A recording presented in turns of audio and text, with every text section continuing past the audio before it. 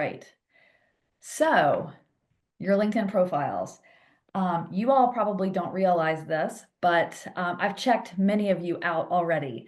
Um, as a recruiter, as a recruiting business owner, I am in LinkedIn all of the time. And if you have a profile, I can find you. And so I have found some of you already, and you might be surprised to see your name popping up in my workshop. Do not worry, I'm not putting anyone on blast, but I am going to show some differences in things that I noticed. For the folks that are here, there's over 200 of you that are signed up.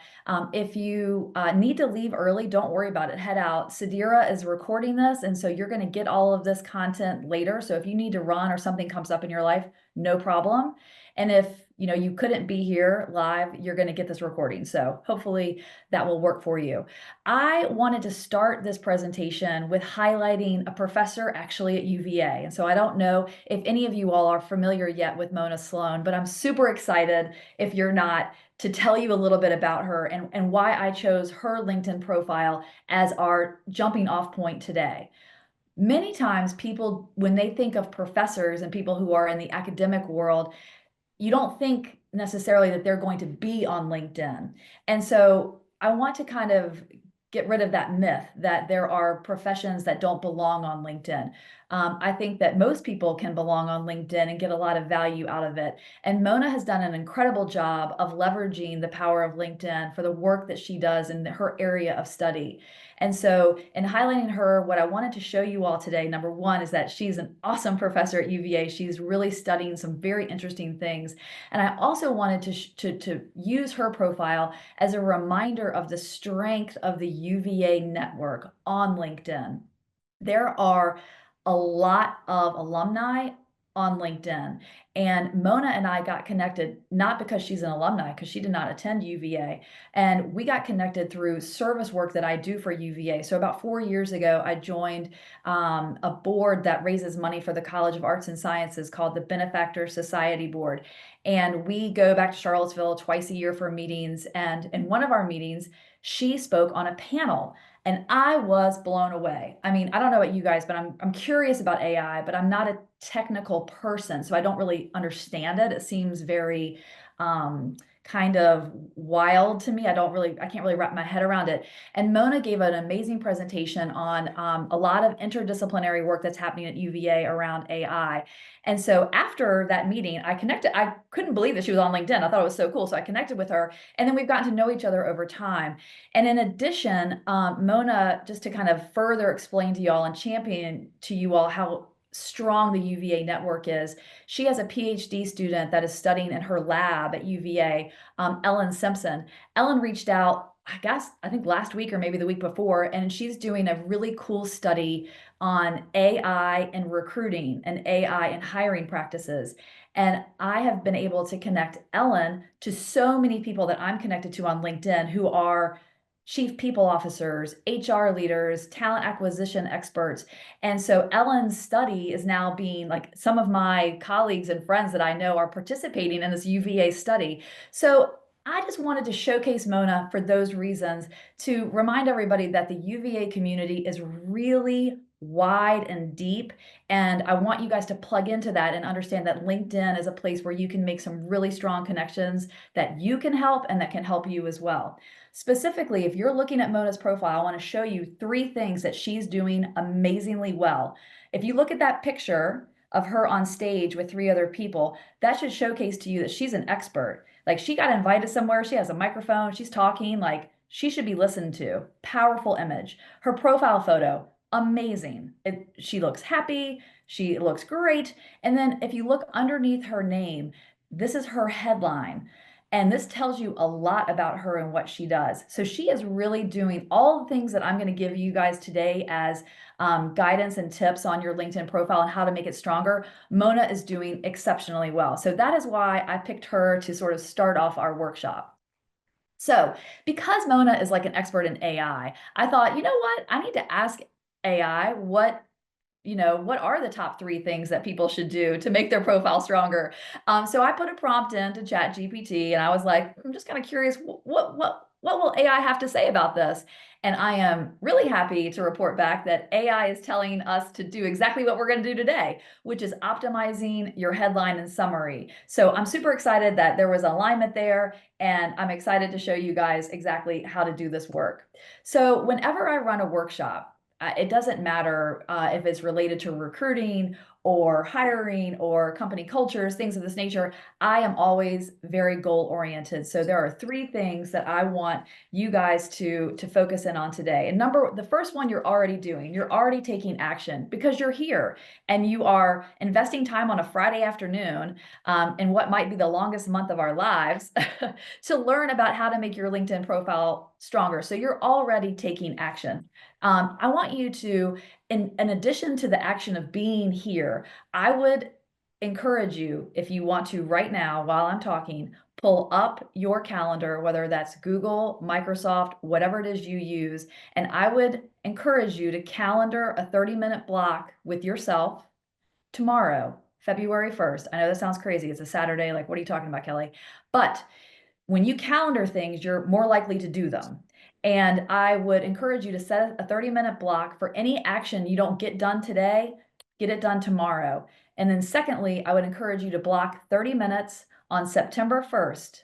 So into the future, that you take that time and just say LinkedIn profile review, and that you are going to, in 6 months, 7 months time, sit down and do this work again. Because I know all of you, many of you have amazing careers and you're going to accomplish a lot in the next 6 months. And you're going to want to make sure your LinkedIn profile reflects that.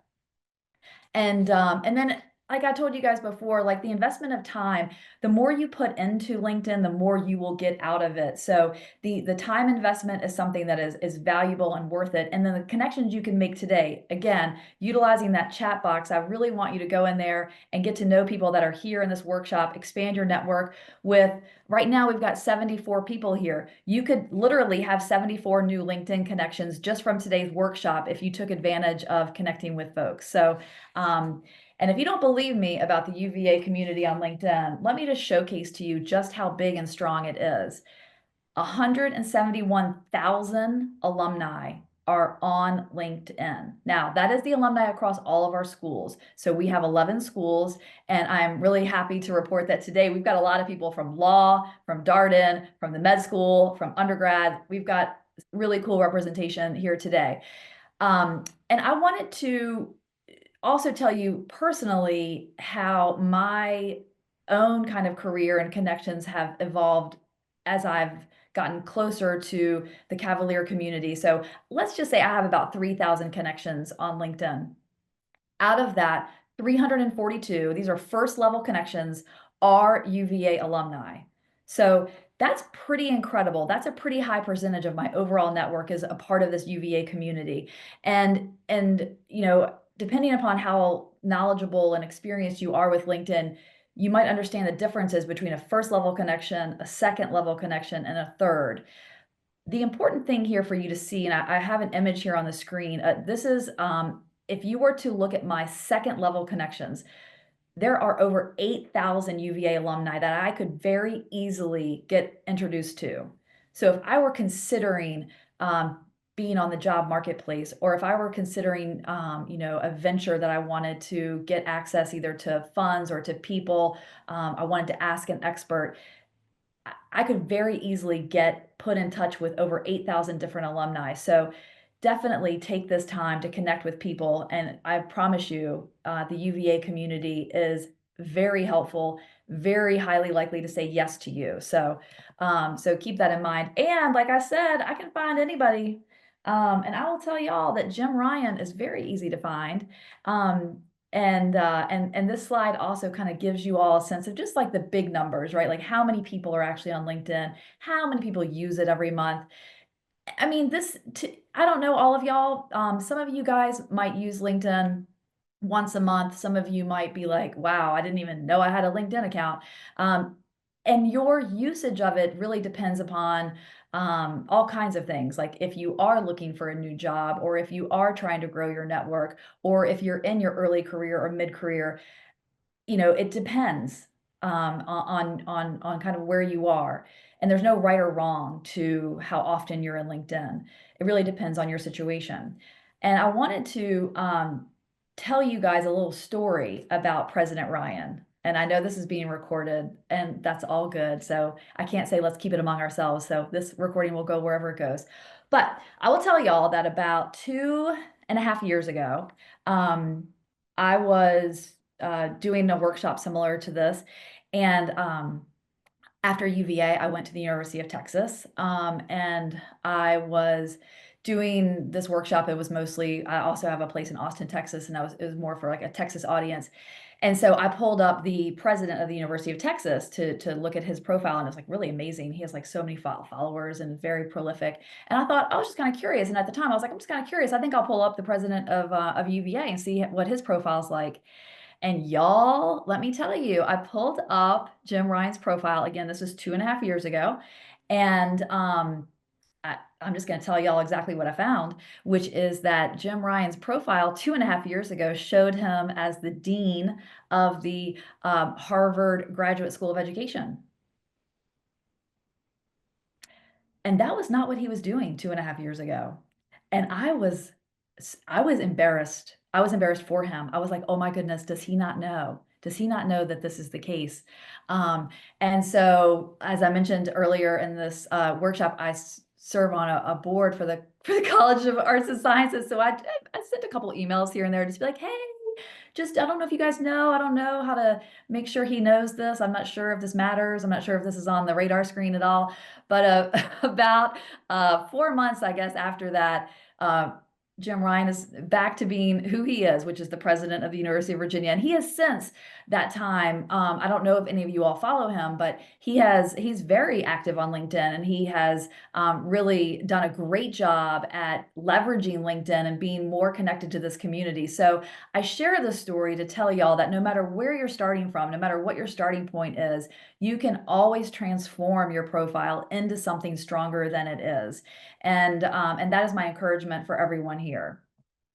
So, what are we going to focus on today? We're going to focus on 3 things. And the first thing is just pictures. There are 2 main pictures I want y'all to take a look at on your own profile. And again, as a reminder, if you haven't done it yet, and if you can, I'd encourage you to pull up your LinkedIn profile in a separate browser so you can actually be looking at your profile when you're hearing me talk about this. So the 2 pictures that we're going to talk about specifically are your profile photo and your background image. And these are things that are so easy to change. They're so easy to make better. And then the second area of focus is your headline. And I don't know how to explain this to y'all in more clear language, but your headline goes with you everywhere on LinkedIn. Everywhere. It follows you around. It's like your little shadow that goes with you. So it's really critically important to think about what those words are you're using in your headline. It's an opportunity to tell a powerful story about yourself. And I'm going to show, and this is where some of you who have registered maybe don't know that I've looked you up, and you're going to see your headline in just a minute, but don't worry, it's all good. Consider your headline kind of like what I call it's a virtual handshake. And then finally, we're going to get to the hardest part. This is where you're going to need to invest the most time, and this is in your pitch, what LinkedIn calls your about section. Now, this is an area where you have a lot of freedom and a lot of choice to be creative, to be not humble. Your about section is a chance for you to really talk about how awesome you are and what you're great at and what you're curious about and what you want to do more of. And so your about section is something that some people really could use to their benefit that aren't right now. So first photo, this is so simple. Your profile photo is so simple, y'all. Actually, mine here on this presentation, that is my profile photo up there. And sad but true, that was taken in my kitchen by my husband. I think it was about, I think it was about 10 years ago. And I found a nice crisp white shirt and just it's up against the wall. I mean, like he just that's it. Like there's nothing to it. I put on like a tiny bit of makeup. And that's been my profile picture all these years. And I should probably update it because I am 10 years older, but it seems to work. It seems to kind of still look like me. So I've chosen it to be my profile photo. These photos that you're looking at here are all UVA people. They have come to workshops of mine in the past, and they are all just, they look happy. They look like they are happy to be alive, and they're looking right at the camera. And I think that these are all great examples. So again, there's not really a perfect profile photo, but make sure yours looks like you look happy and that your face is kind of in the focus point. And then you're winning. You don't want to be too far away. And as a matter of fact, I'm going to go backwards in this presentation real quick. I'm going to pick on Jim Ryan again. I mean, honestly, if I were Jim Ryan's like person and I could tell him something, I would tell him to maybe change his profile photo, because see how he's, and it has a black background. That doesn't, he doesn't pop. He's not popping off in his profile photos like as much as I would want him to. So if I could give him advice, I would give him that advice. But you know, what are you gonna do? So going back, so these are all great. Next photo, and this is poor guy, Steven, y'all. Steven signed up for a workshop I did I guess about a year or so ago. I'm not sure if he came to it or not, but here he is. So Steven, if we ever meet, hello, thank you for letting me use this. Again, if you're findable on LinkedIn, I'm going to find you and I might put you in one of my workshops, just so you know. So the reason I want you guys to check out Steven is I think Steven has a beautiful background photo. So it's of the ocean somewhere in the world, and it's just a very pretty image. I don't think it has anything to do with what Steven does for a living. I don't think it has anything to do with his company. I don't think it has anything to do with any of that, but it's a really pretty image. So my encouragement for you is your background photo does not need to be your company logo, although that's a great idea. It can be something beautiful. The key is people are going to be looking at your profile and you need to make it easy on their eyes. You need to make it something that's pleasurable to look at. And so Steven does a great job of that. Now, the other thing I want you to notice about Steven, so I picked up just the other day, I picked up his recent image there. So you can see below, he hasn't changed his background photo from last year, which is totally cool. You don't need to. I mean, it's fine. Nor has he changed his profile photo. Again, fine. Mine's 10 years old. I mean, I'm sure Steven still looks like this. It's totally cool. Now, Steven has changed something though, and I'm curious if it's clear to y'all what he's changed, because it's what we're going to talk about next. What Steven has changed from 24 to 25 is his headline. So all those words underneath his name, he has updated. And I hope you can see that the way he updated it is pretty awesome. So I'm a recruiter, so I view things differently than maybe other people do. But what Steven's telling me as a recruiter is that he has climbed some kind of ladder. So where before he was the title nested in his headline as product director, right? Y'all see that?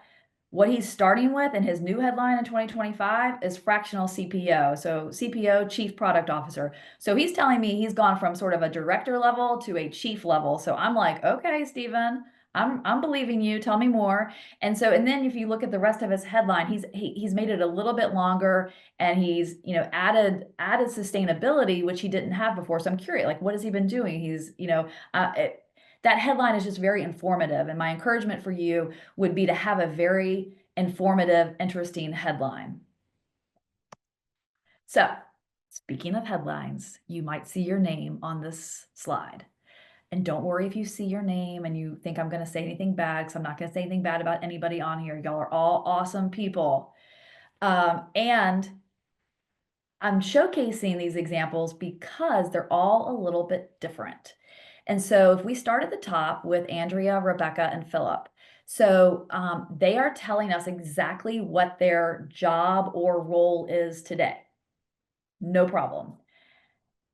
And there's a huge opportunity for them to tell us more, because your headline can be literally up to about 50 words in length. we just saw Stevens. I mean, Stevens is pretty long. So my encouragement for Andrea, Rebecca, and Philip would be to add more to their headline beyond just what it is they're currently doing.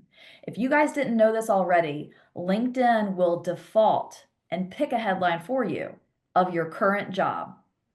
So if you don't write a headline, LinkedIn's going to make it whatever your current job is. So there's a chance that for Rebecca, that is her current job. And so LinkedIn just created that headline for her, and she actually hasn't done her own headline yet. Now, let's look at Mallory and Marion. Like Mallory and Marion have short headlines. They're very concise and to the point, and they're interesting. Like Mallory, live in alignment, act with purpose. I'm not sure what she means. Her headline is kind of intriguing and kind of makes us want to learn more about what she does. And then if we look at, and the curiosity facilitator, I love that Marion, I'm like, that's such a great way to describe. She's a teacher because I looked at her profile. Then if we look at Aaron and Mark, what they do with their LinkedIn headline is they start with a verb. They start with what they do, right? What they're committed to, what they're helping people with. And that's a very strong approach to a headline. And then John and Dami, are telling us a lot of things that they do. And same with Doug and me. I put mine there at the bottom. Like you can use your headline to highlight the various roles that you play and the various things that you do. I would encourage you all to take a look at your headline and see how you can update it and maximize it. Use the space that you're given to tell a strong story about what it is that you do. And now we're going to get to the about section. Y'all, this is the hardest thing. This is the thing that's going to take you the most time, should you choose to do this work. This is my about section. I'll give y'all a second to look at it.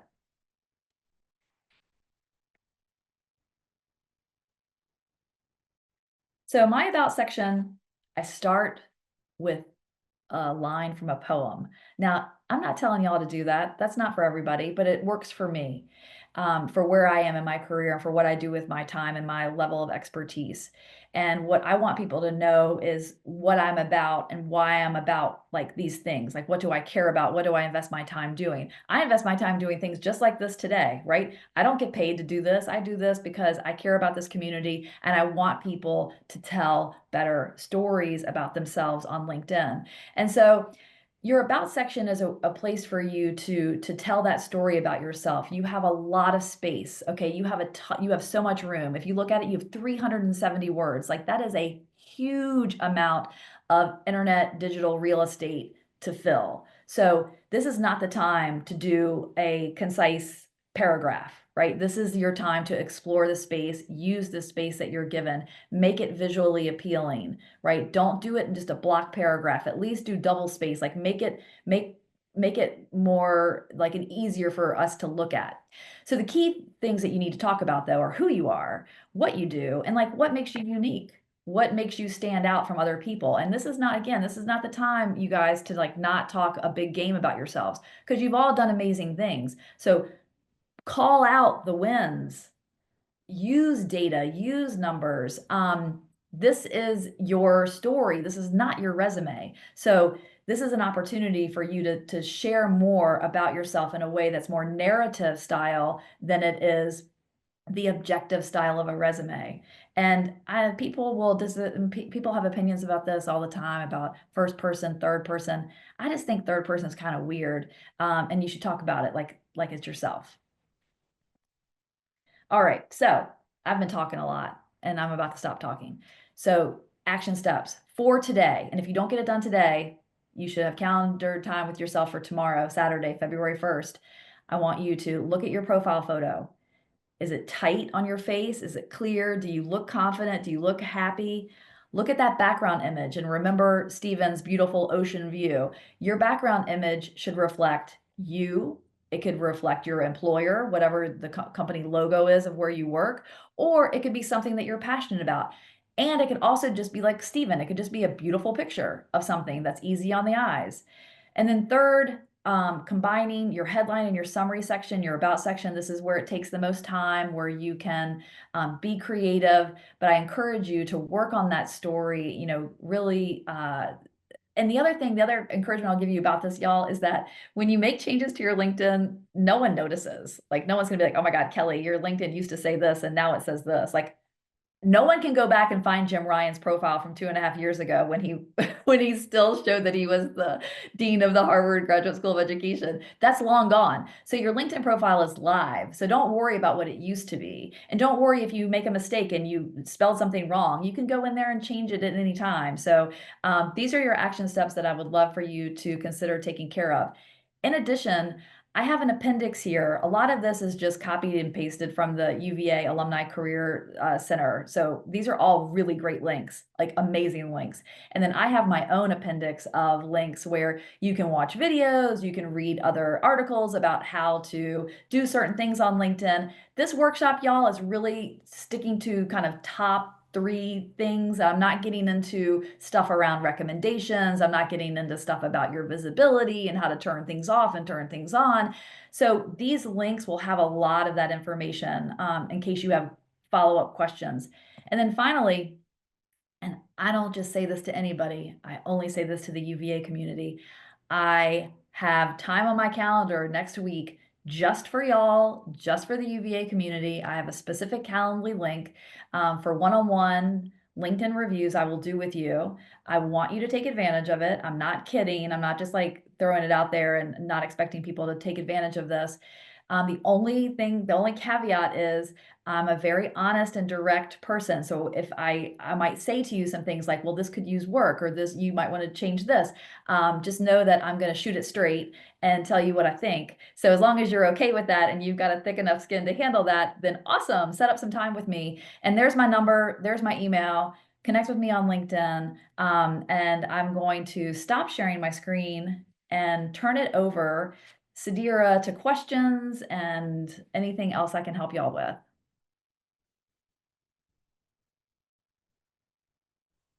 Yeah, let's see. Sent some direct messages here. We got a few. Awesome.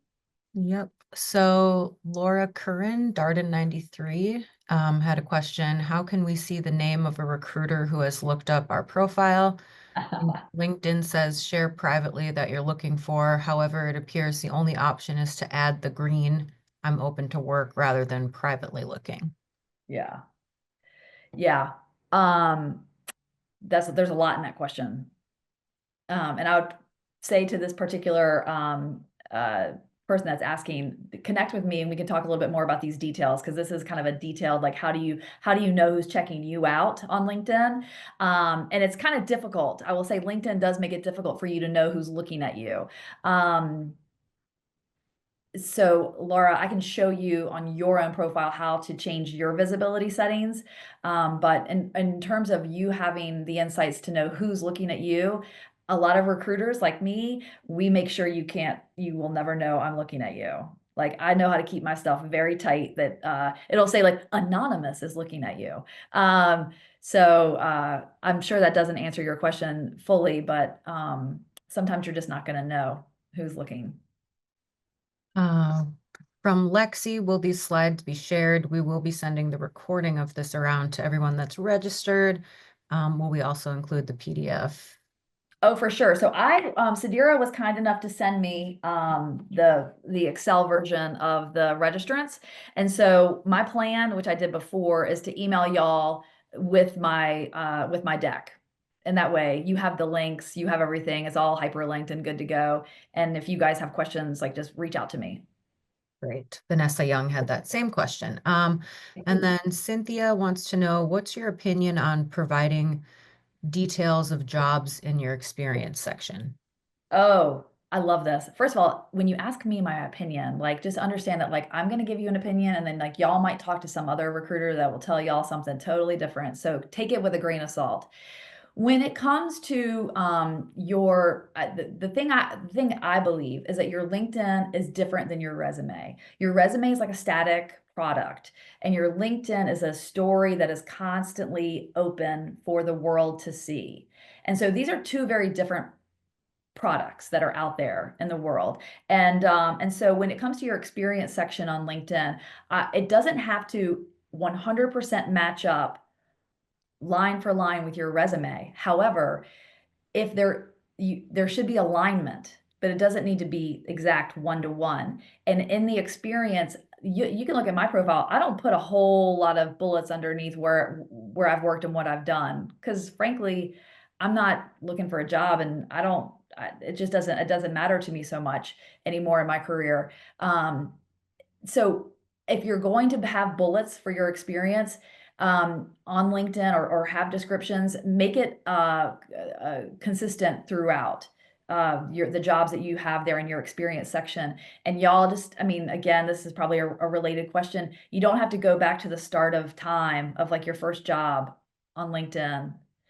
No, I mean, whatever you did prior to 2005, I don't understand how it matters. That was 20 years ago. Like, so, that's just me. Great. A couple folks are asking if you'll put the calendar sign up link in the chat. Oh, um, yes, I'll have to go and find it. That's something I can also include in the email when we send the recording if you prefer. I can. I Okay. will before we're done for sure, but Okay. it involves me having to move around some things on my screen. Okay. And what is your opinion on skill endorsements? Are those important? No, they're like, y'all, I mean, people, no, but I am a big fan of a good recommendation. That I pay attention to as a recruiter because a recommendation is somebody else sticking their neck, their virtual neck, their internet neck out there to say, I think Scott's amazing at da da da da, right? So recommendations to me are they're real. Skill endorsements, give me a break. No. So Rob wants to know, what is your opinion of tools like LinkedIn Premium or JobScan? Is this Rob Willis from Phoenix, Arizona? That's what I want to know. This is Rob Mansfield. Oh, okay. Rob from somewhere else. Okay. Rob, great question. I get asked this all the time. Should I pay for premium? I don't know, y'all. The only thing I'll say about LinkedIn, unlike a lot of other things, is that you pay per month. So like you're not like locked in. So you can buy it for a month and be like, I'm out of here. I did my 29.99 and then I don't see I'm getting any value out of it. There's a lot you can do without having to pay for it. Now, that being said, premium does give you insights. Premium does give you some in mails. There is some value to it, but I would just caution you against spending money that you don't have to spend. If as Rob, for you, if you want to connect with me and we can talk about what it is you're looking to do. I mean, um, I would just say LinkedIn's pretty open. Like without having to pay for premium, there's a lot you can do on LinkedIn without needing to pay for it. Thankfully. Great. Let's see. So, what are your thoughts or tips on addressing a 5+ year gap in the resume from taking a break from the workforce to parent? Oh, I love this person. Whoever you are, I love you. And I have done the same thing. So Uh, gaps, right? Like gaps. How do you deal with gaps? Well, you know what? It's your life. So it's how are you going to tell the story? And so in LinkedIn, they have added a new feature which you can actually put a break. You can actually, it's actually now a relatively new feature on LinkedIn. And I can show you, whoever asked this question, I can show you how to do that. If you sign up for a little one-on-one with me, I'll show you how to do that. And I think really it's important to really own your story and own the value of the time that you invested doing other things beyond like a typical career trajectory. And it's to me all in how you shape your story and how you shape that time. And the key thing is to, if you can, in the time that you were away from whatever that area of expertise was that you had developed, to show and be prepared to talk about how you kept your skills sharp, how you kept your knowledge base strong in that area, or what you've done as you prepared to re-enter to kind of get caught up with the way things are today and not pay as much attention to those 4 or 5 years where you were kind of off of the career track. That's a tough question. I mean, it's a question I love getting because it's a question that many people have, and They want to know how to handle it. And to me, a lot of times, especially when you get to the interview process of a job, which I know we're not talking about today, but when you get to that interview process, it becomes very important for you to know how to maneuver around that question and to bring the interviewer to understand that we're not talking about the past, we're talking about today and into the future. So I'm happy to connect more about that directly with that person. Got a couple more here. How would you shift your headline if you're trying to transition to a new role? Yeah. Listen, sell it.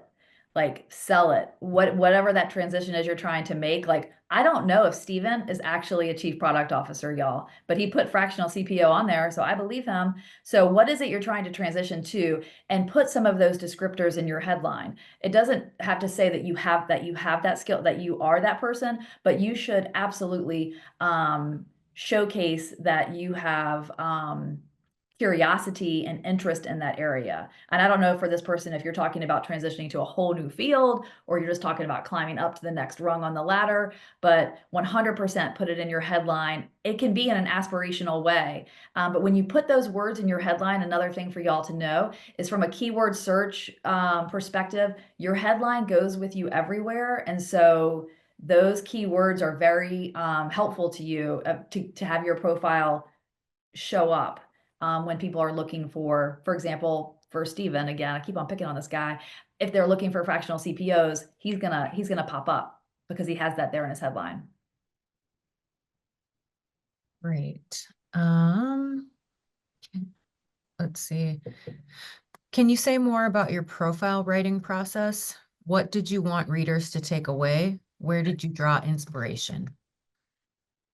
So recruiters read resumes and recruiters view profiles in the same exact way, top down. So if you do not get my attention at the top, it's a losing game.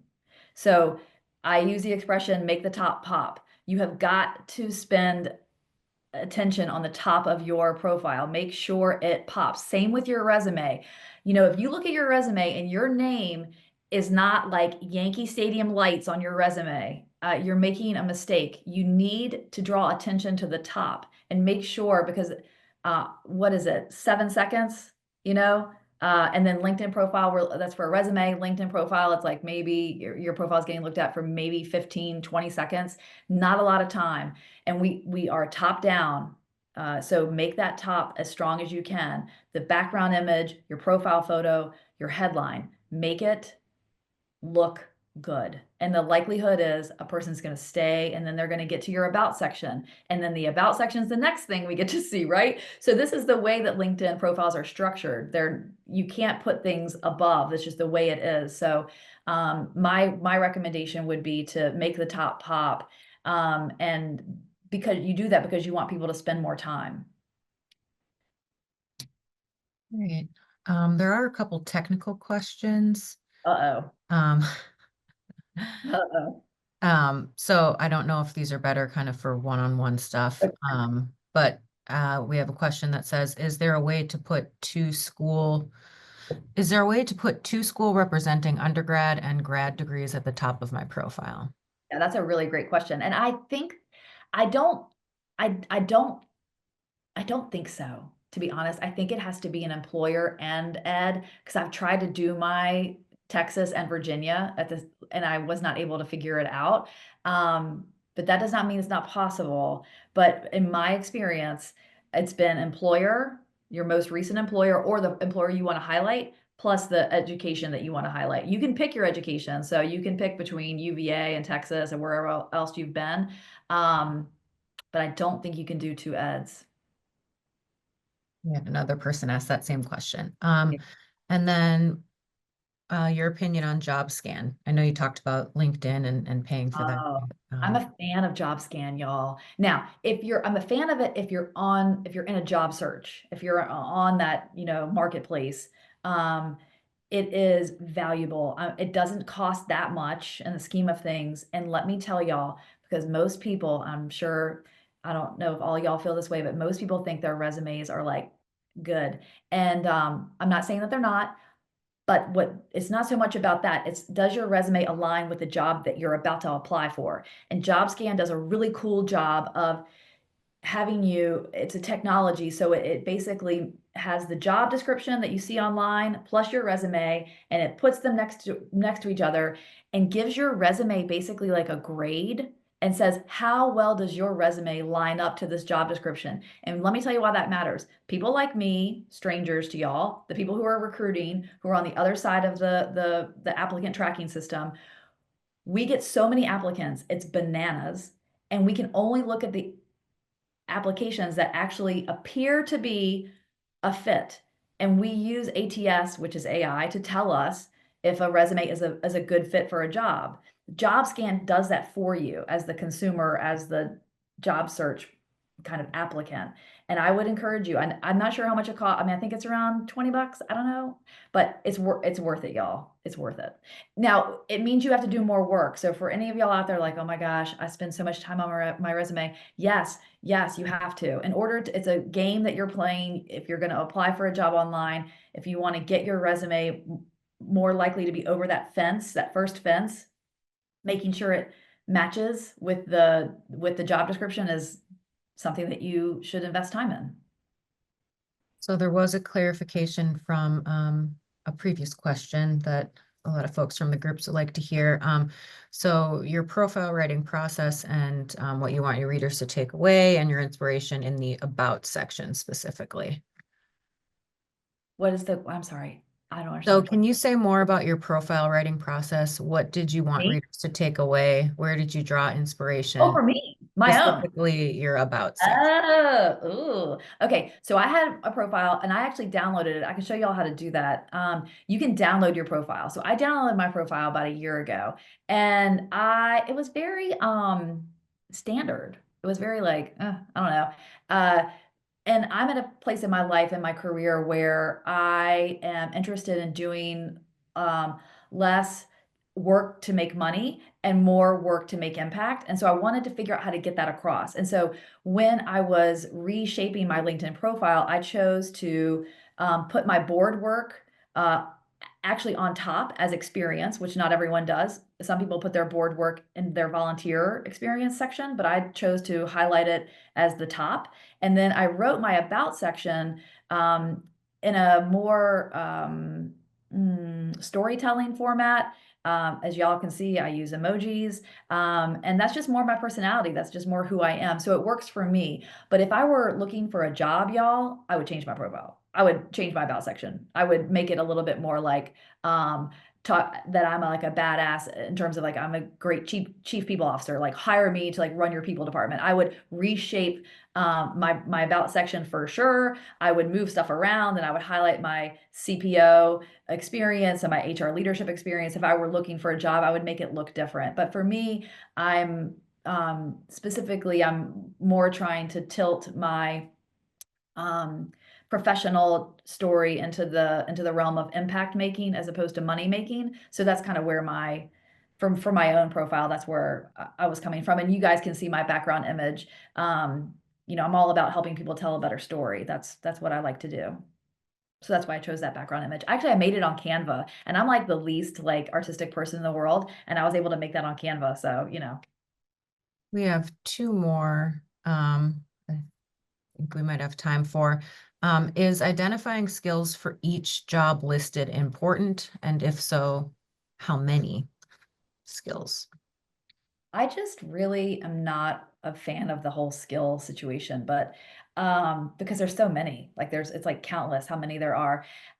And I guess it depends on where you are in your career. If you're in that, first, 5, 6, 7 years of your career and you wanted to showcase that you're building those skills, then absolutely. I don't really know of any recruiters who pay any attention to that at all.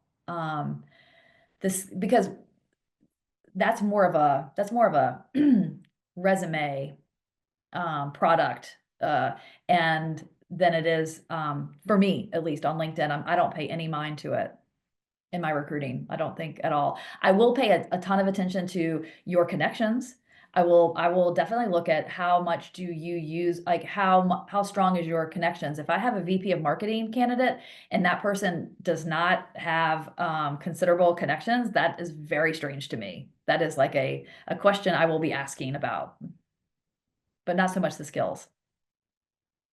So, all right. And then the last one we have here is from a recruiter vantage point, what is your opinion if someone doesn't have a LinkedIn profile or if theirs is not as shiny as others?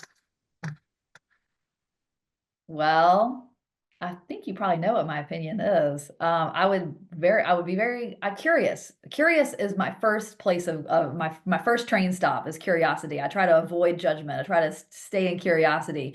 Um, if you don't have a LinkedIn profile, I would be like, why? What's keeping you from it? There are some professions where, like, for example, people who are therapists, people who are in the justice world, a lot of lawyers are not on LinkedIn, especially like criminal defense attorneys, things like that. So there are definitely some professions where having a LinkedIn profile makes it doesn't matter. It's like it makes no sense. But in my world of recruiting and the types of positions that I recruit for and the professional kind of settings, it would be commonplace for a person to have a LinkedIn profile. So it would be a little strange to not have one. I would ask the question if I were interviewing you, and I would in- be really curious about why you wouldn't. Like, I don't know, like why wouldn't you? Um, and then in terms of it being shiny, let me just tell y'all, like a lot of people have, like, I just pulled up somebody the other day, and I was like, oh my God, she has the background that is the LinkedIn gray bar background, that background photo that's not a photo. It's like that terrible thing that LinkedIn does for you automatically. And and I just looked at that and I thought, that's just too bad that she has that because she could have something that looks so much better. But she's an amazing executive. She's a badass. She like is, I mean, it clearly is not holding her back in her career. And I just look at it like it's a missed opportunity for her. But it's not the kiss of death to not have a LinkedIn profile, but it makes you're not findable. That's for sure. And it's going to make a recruiter ask you why you don't have one. Great. Those are all questions we have here. Awesome. Well, Just some, we have a few minutes if anybody wanted to ask anything like live or I don't know, Sadira, what do you think? the only other things coming up is about getting your contact information and the calendar link in the chat. Okay. Um, and then what I'll also do is, if you feel like you would like to give to your local UVA club or the UVA Club of Phoenix for this awesome presentation that Kelly is putting on. I am going to put a link to our UVA giving page, and you can use the drop down to select your local club if you'd like, or the Club of Phoenix if you are so inclined. Okay, I just found my Calendly link, y'all. I'm so proud of myself. All right, let me get the chat box up, put it in here. So I'm gonna send this to everyone in meeting. Okay, cool.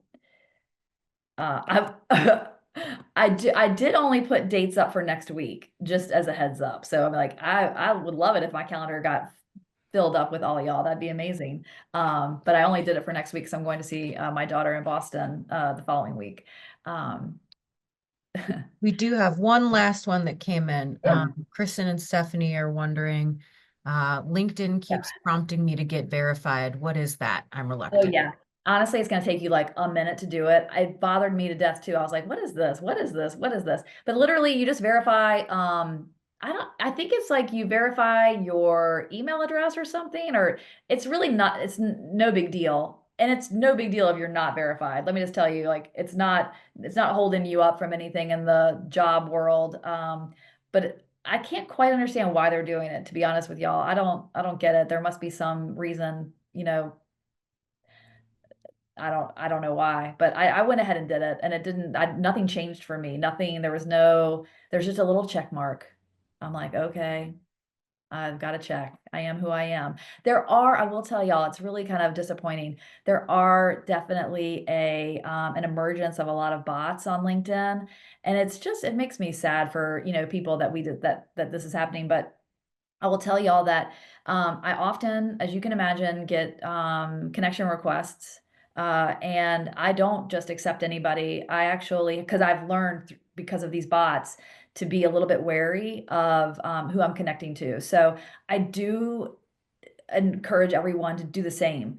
And if you see somebody and you're like, click on the person that has invited you to be a connection, and pay attention to what you see. I mean, these bots are. It's not that it's like completely obvious, but if you just look a little bit, you'll see like, oh, this is not a real human. Like this is not a legitimate human being. Like there's some things that are usually like out of whack on their like in their profile. And so definitely don't accept those. And then also, there are a lot of marketers on LinkedIn. There are a lot of people that are going to try to sell y'all stuff. And there's nothing we can really do about that. But I don't typically connect with those people either. And if I do, like it's like 30 seconds and I get an email, offer to help me improve my business. But beware of the bots. They're out there. I don't really know if there's much we can do about it, but All right. Those are all the questions. Can well, I? that was awesome. This was so much fun. And I look forward to connecting with anyone here. I really enjoyed checking out some of y'all that I was able to look at your profiles. And wherever you are today, I'm a firm believer that your LinkedIn profile can be made a little bit stronger. I'm happy to help you with that. And thanks for spending part of your Friday with me.